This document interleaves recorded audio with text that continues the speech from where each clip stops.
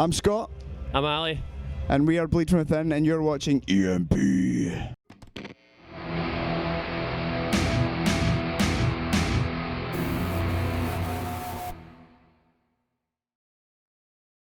Hi guys, it's Elena from EMP. I'm at Bloodstock 2021 and I'm here with Scott and Ali from Bleed From Within. Hi. How's it going? How you doing, guys? Yeah, good. How does it feel to be back to a festival? It feels amazing. Like, we obviously did the download pilot two months ago. I was in June, middle of June. Time flies, right? Middle of June, so this is like our second show back. And it was amazing. So good, man. Nice atmosphere, right? Crowd were absolutely insane. Like, we had some issues with my ears, but we'll not go into that. The crowd made up for it, so... Oh, there he is with my beer. Beer delivery.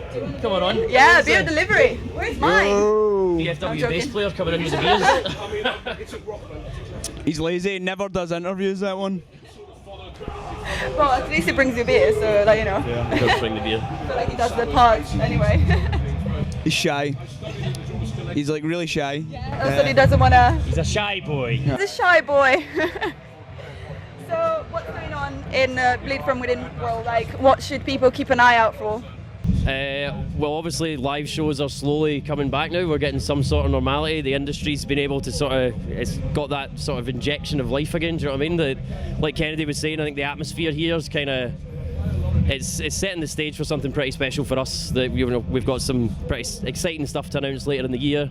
And yeah, this has just been a perfect build up to it. So, keep an eye on our socials and stuff like that. And this is definitely we've been working very hard throughout lockdown and throughout the pandemic and stuff like that. So, very excited for the future, the near future as well. It won't be long before there's some new Bleed From Within stuff happening. So. Nice. So we need to follow the social and make sure you're keeping an eye on it. Talking about touring and stuff, could you share with us the funniest on the road story or anything that happened I honestly hate this question because there's there's so much ridiculous stuff that happens with us. Like we always joke about it and say it's laugh a minute when you're with us. Like we just talk so much shit. Sorry, but can I swear on this? Yeah, of course. Yeah, swear away. We talk shite, as we say in Scotland, and it's just a constant sort of laugh. So when people what's the funniest, craziest tour story? I'm like, I can never pinpoint it to is there anything you can think of? It's one of the things though when you're on the spot, you're like, my mind's gone blank. My head immediately goes to things that we probably can't talk about. Anything weird that happened during a set or that you can laugh about now but was not so funny at the time maybe? Today was quite funny. We had the visuals, we had the big video wall behind us, and Kennedy, Davey and Gunzi work, and they sort of build digital animation stuff for other bands, and they can do it for us now as well. It's incredible having them as a part of this, or having them in the band and the ability to do it kind of thing.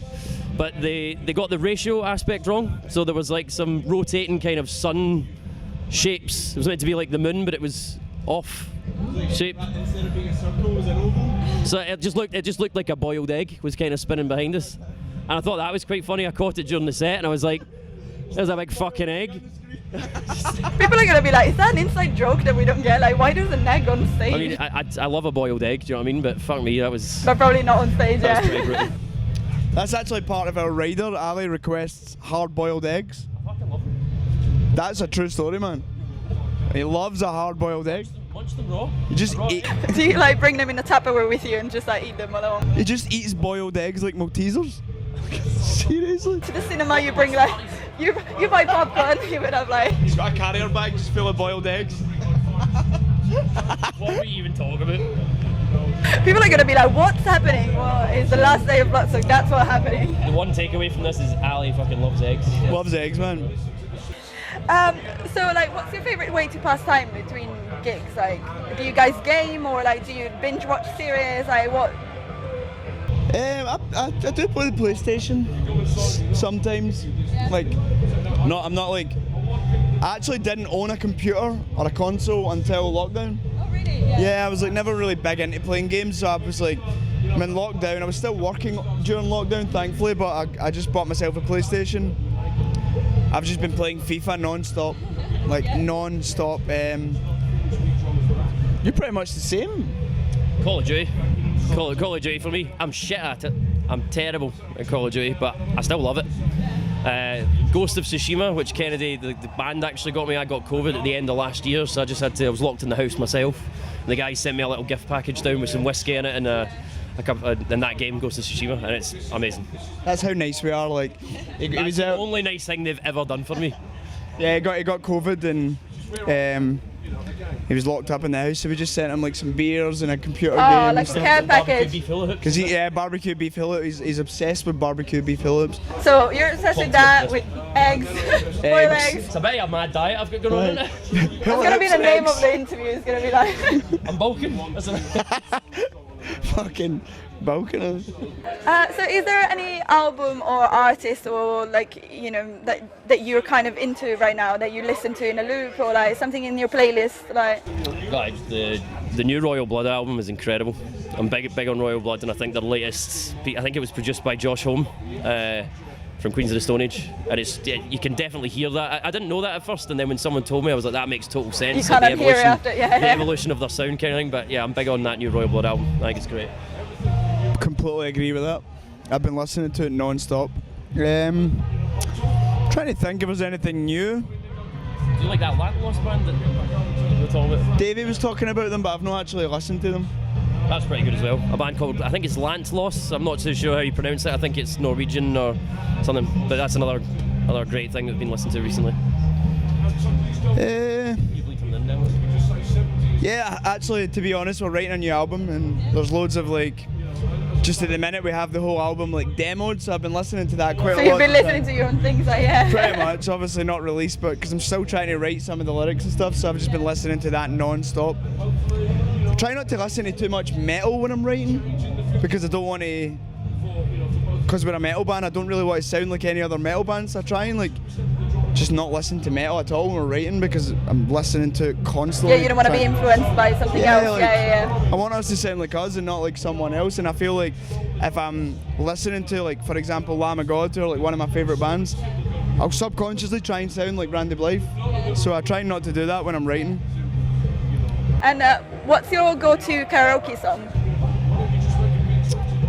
If I did karaoke, which if you ever did, like, you know. It would probably be Your Song by Elton John. Yeah. Love a bit of Elton John. It has to be what's the Tenacious D tune? The ultimate goth karaoke song. Greatest song in the world. Oh. Or Tribute. That's what it's called. Try Tribute. Aye. That's a good shout. That is a great shout. That's everybody just belts that out, don't they? That is the ultimate mosher karaoke tune, I think. Yeah. I don't know. I remember we did. I did Lady Gaga once at a karaoke bar on the Soilwork in Helsinki or something. We found a wee karaoke bar, and I was like, I think we were picking each other's songs, and I got landed with Paparazzi or something by Lady Gaga. Were we not doing that together? Oh, it was a duet. We duetted. Nice. Lady Gaga. Is there a video of this? I want to see it. We slayed it. Please, I want to see a video. You have to send me that video. That never sees the light of day. So, what artist is in your like wish list, kind of like for a collaboration? Joe from Gajira. I'd love to have Joe singing on a track. That'd be fucking great. So much love for that man. Yeah, it's so good. They just keep getting better and better as well. Like, such an exciting band to watch. It's not really the same as us stylistically, but Mastodon as well, if collaborating with them in some way would just be insane, and a great sort of mixture of sounds.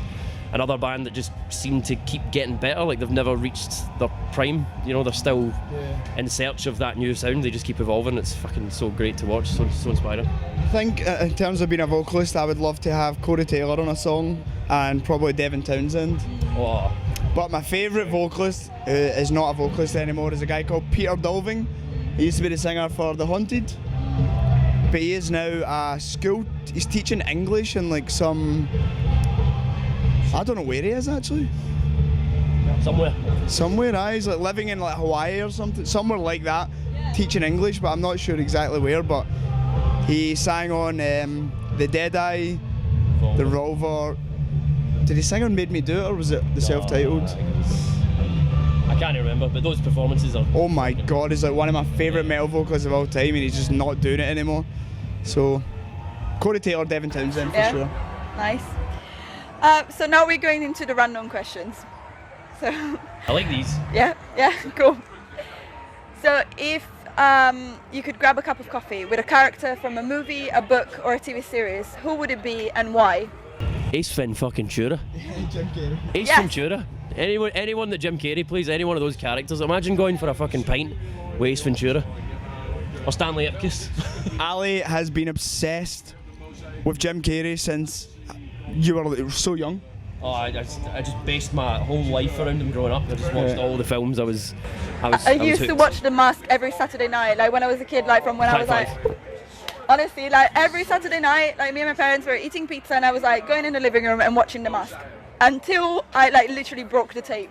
I've watched it so many times that I broke the That's tape. incredible. Yeah. That fills me with joy. Do you know what's so funny? Actually, I actually said a line from The Mask in our dressing room like an hour ago. Yeah, Everybody goes, really? hold on to your lug nuts, it's time for an overhaul.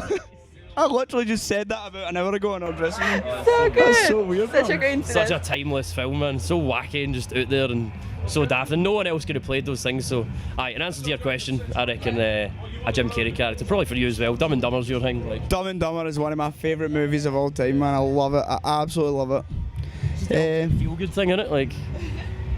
Still so great, I yeah. think who I would say. What was the genres again? Oh no, like anything from like a character from a movie, TV series, or book, or a video game, anything really, like a fictional character, I guess.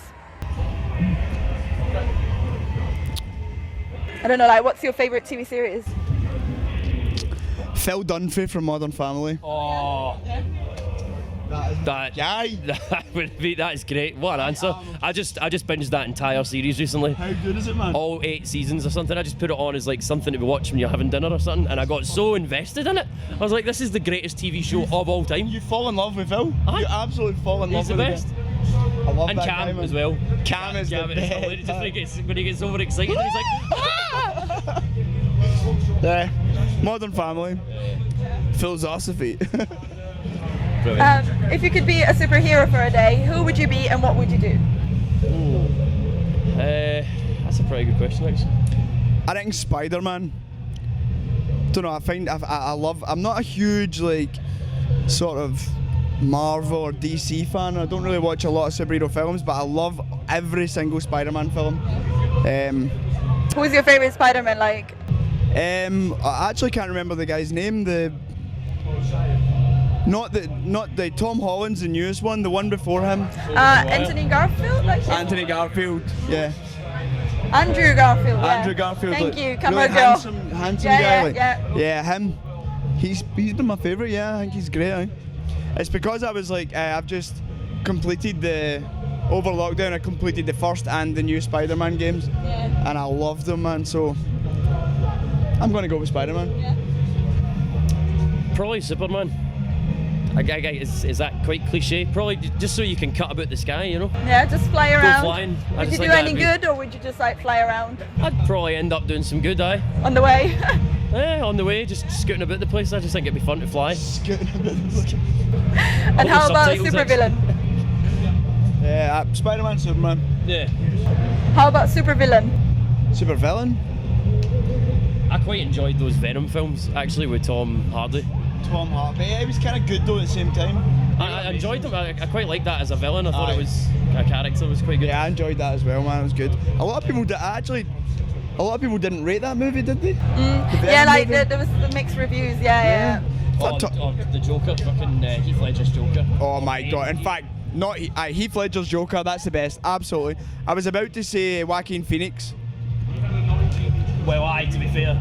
Joaquin Phoenix was amazing, but As a villain, I guess, like, yeah. Don't know if you can top Heath Ledger. Joaquin Phoenix came very close though. Yeah, what a film. That was amazing. I like the fact that it was focused more on like the sort of mental health side of it as well, as opposed to just being a total action film like the rest. I guess like you have to do that. Like once you have a Joker like Heath Ledger, then you can't like have the same kind of Joker again. Like you can't. Yeah, you had to do a different concept. Yeah, kind of thing. exactly. So I like that different approach. I think was so refreshing, and that new universe they've created for like the new Spider-Man with what's his name, Robert Pattinson. Rob Pattinson. I think this Batman. Batman. Sorry.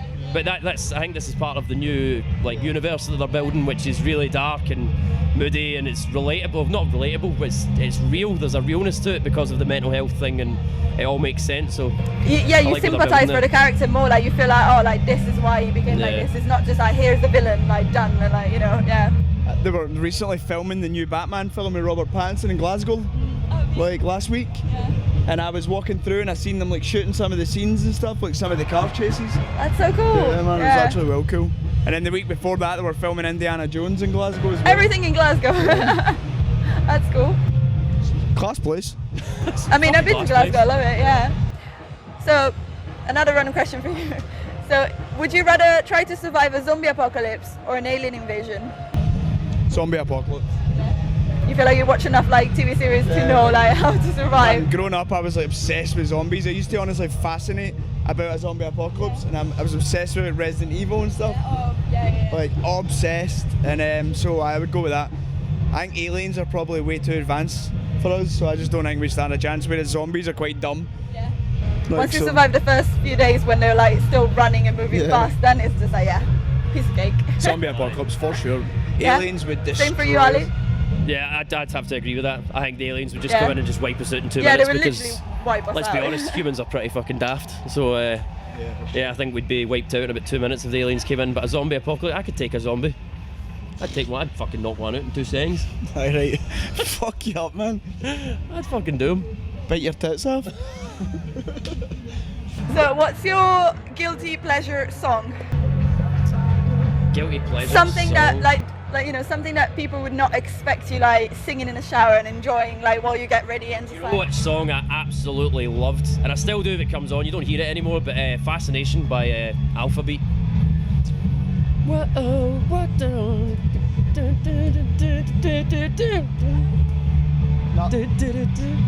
don't know. People will know that song, "Fascination" by Alphabet. I'd probably know if I heard it, but that was a That was terrible. absolute That was a shit. terrible rendition. As soon as I started singing it, I was like, I don't remember that tune. I'm a huge Panic at the Disco fan. Oh yes. Like I'm a man crush on Brendan Urie, like big style. Like I love the guy. I love Panic at the He's Disco. great, isn't he? Yeah. Oh my god, I love them. So I'll probably go for that. I don't like the term like guilty pleasure because you should never be ashamed of loving music, man.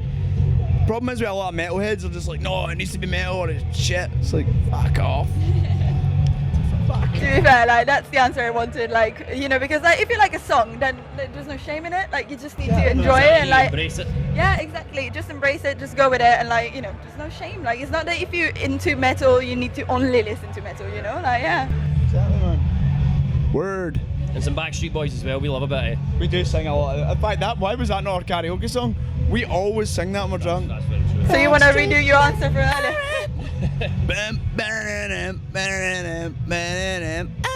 That's literally how it goes every time we're drunk. That's it. Love it, guys. Thank you so much for your time. It was so lovely Thank you. talking to you. Thank Thank you for your time. Can you just leave us with a message for your UK and European fans? Is this for me? Yes, Ali can. Well, as the world slowly returns to normal, we're going to be back out on the road, obviously, so just keep an eye on our socials. We've got a lot of exciting stuff coming up, so Bleed From Within on Instagram, Twitter, Facebook. Keep an eye on it. Keep your eyes on it. Yeah. Got a new album as well, at some point. Yeah, definitely. Thanks for the support throughout lockdown. You've literally kept us alive, so... And thanks to Bloodstock and Download and all these other festivals, it's kind of gave us an opportunity to get back on stage and do what we absolutely love, and for yourself for putting us on the map, and yourself, And yourself. and yourself, and yourself. The camera girl. Brilliant. Cool, thank you so much. Thank you guys. This was really fun. Cheers.